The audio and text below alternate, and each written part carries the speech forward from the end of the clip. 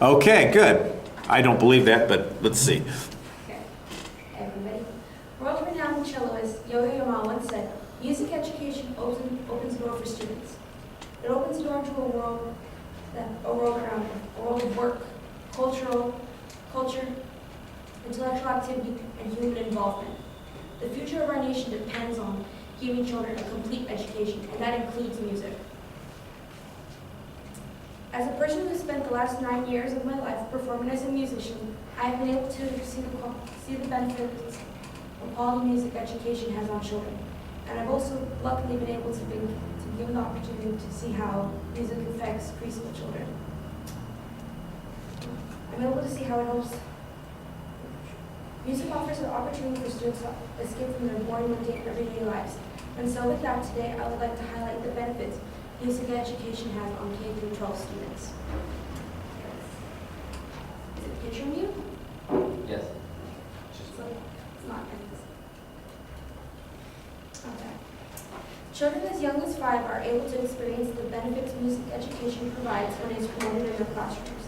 It has been proven that when music is brought into the kindergarten and children actively listen, dance, and participate, it improves fine motor skills and speech development. Authors William Ford Thompson and Gottfried Schluck of the Scientific American magazine wrote in the April 2015 issue that music encourages people to move with the beat.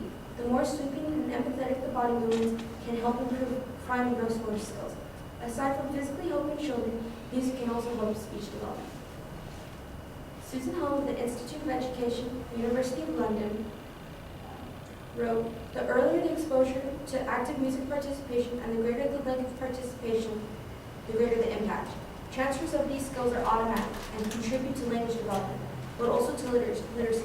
I've only listed 2 examples, but the list of benefits is much longer and further proves how music education can help children in their bloom years. So I had told you before, I'm a certified teacher's assistant through my school. This was an activity we had almost done almost every day. I know this is in the classroom I taught. You can see here how the children are actively listening and participating in the music that this person is doing. I remember we had an activity where the children would have to get up and dance and sing "This Is My Name." And there was a little boy who I believe I talked about before. Spanish was his first language. So through this kind of activity, he was able to learn how to say the names of the other students and how to become like part of their groups and interact with them.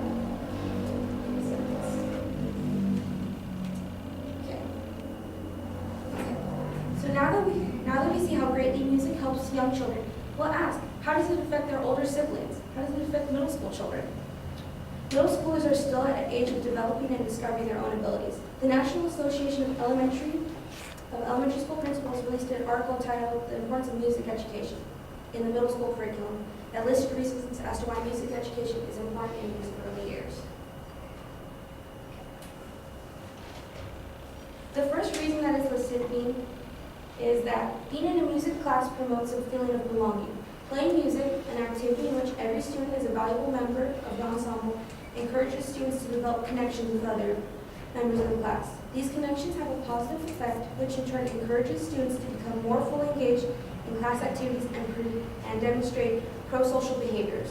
I think we all could agree during these awkward years, we were all kind of awkward. I know for myself that I was kind of a weird child. I like to watch anime and have dip-dyed purple hair. I was just screaming, "I'm a weirdo."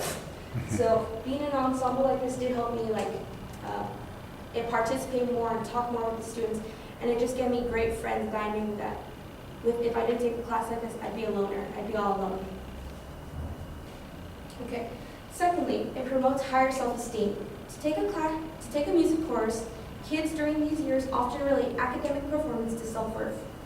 So it's nice for students not to base themselves so harshly on a bad English or math grade. Drawing upon the article again, it says, students draw upon their strengths as they perform, the music developing at their own individual rate and experience success in the school environment.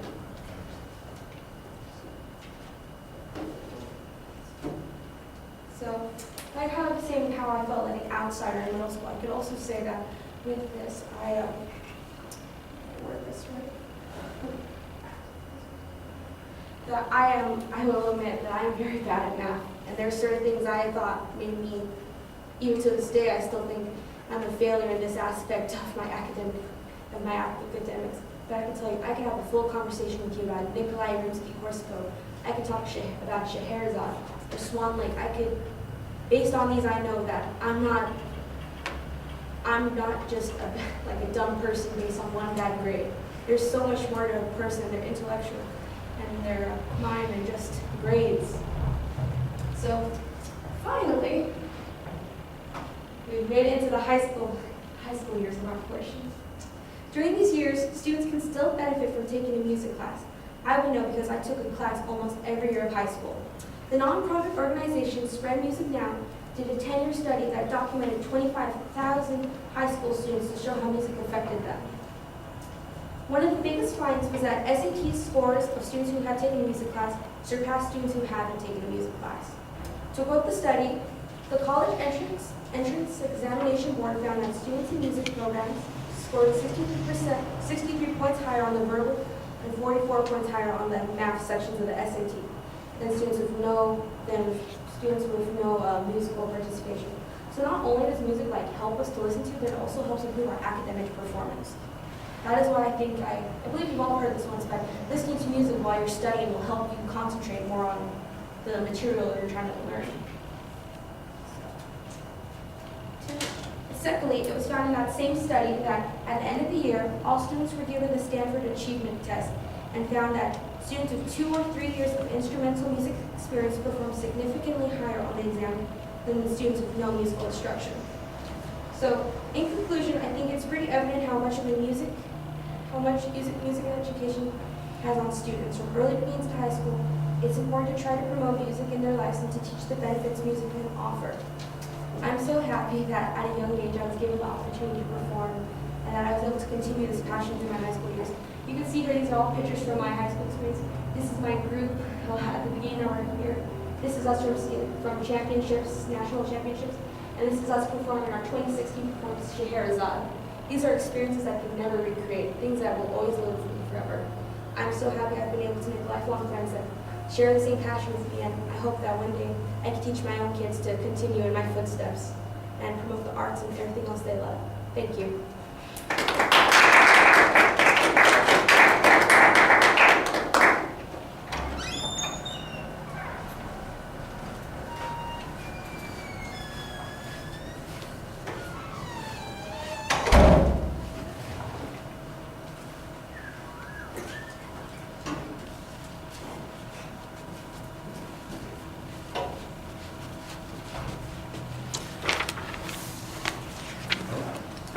All right then, Jesse, a few comments. I like your introduction. You clearly showed that you had participated in music throughout your life. So it had an impact to you, and you kind of shared that perfectly. Your introduction, your actual topic was very clearly stated. I caught on to that. Although you went on to say that I guess it was topical, but I didn't really get that you were going to separate it by elementary, middle, and high school. Maybe you did say that, but I don't recall hearing that in any way. You did speak really quickly. You seemed a little rushed, or almost like anxious, which is okay. I understand there. Your transitions were good, though. I did hear transition for each one. But I did feel that you were reading from the cards a lot. When you were reading it, it seemed like most of the time you were reading some kind of fact or something for one of your visuals, or not visuals, one of your references or sources. But I do like that every time you stated the fact, you went and referenced it to your life from one of your visuals. You usually have to do about you. So I felt your visuals were very clear. Your conclusion in the beginning did seem like you had written it down. I feel like a conclusion should be really easy to go over on your own. You already went over everything, and I didn't see the reason to keep reading from there. But overall, it was pretty strong. I thought it was a little short, I'm not sure. But it probably just because you seemed like you were rushed. Yeah, I wasn't particularly sure. It was 7 minutes and 40 seconds, so it's okay. You know, it fit within the time requirements there. I'm going to echo most of the things that Jesse said. I think that he's got a lot of those things right. I like the quote that you have at the beginning. It indicates the thing that you're passionate about and why you want to talk about this particular issue. And that's exactly the way a quote ought to be used. I do think that your delivery of it could be a little bit more engaging. You know, you're having to read it so much at the beginning, and I think that that takes away from the energy level that you want to create in the presentation. Now, what's interesting is, since I'm talking about delivery issues first here,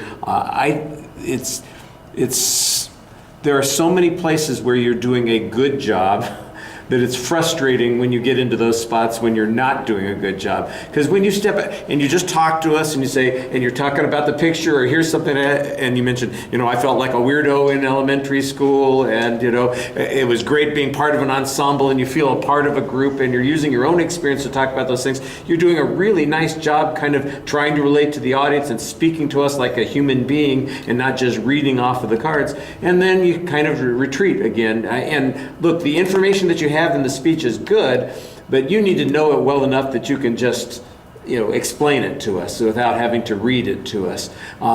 Maybe occasionally you need to get a quote accurate, but sometimes, you know, the paraphrase of an idea or an example is perfectly fine. Tell us where that example came from or the thing that you're looking at, and that would be okay. And you're just, you know, trying to be so thorough and correct that I think that it takes you out of the speech.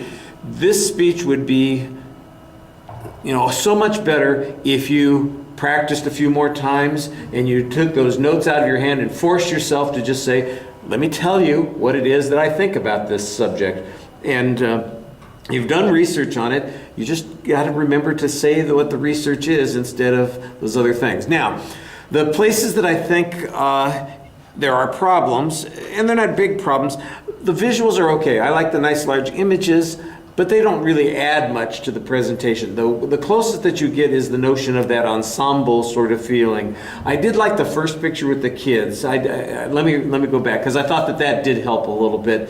But it's up there so long, and you're only using it for one brief moment that I felt like maybe it needed to be either expanded on, or you needed something else to go along with it.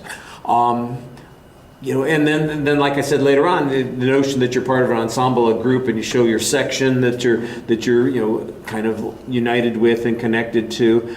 If there was some other research that supported that, what you're talking about, I think you mentioned it very briefly, and then you tell about your personal experience.